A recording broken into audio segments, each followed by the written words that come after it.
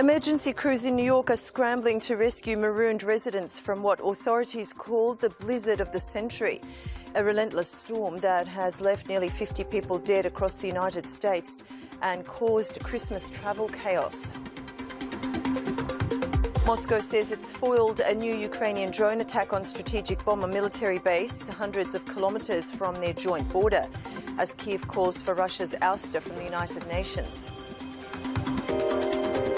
Chinese reacted with joy and rushed to book flights overseas after Beijing scrapped mandatory quarantines for overseas arrivals, ending almost 3 years of self-imposed isolation.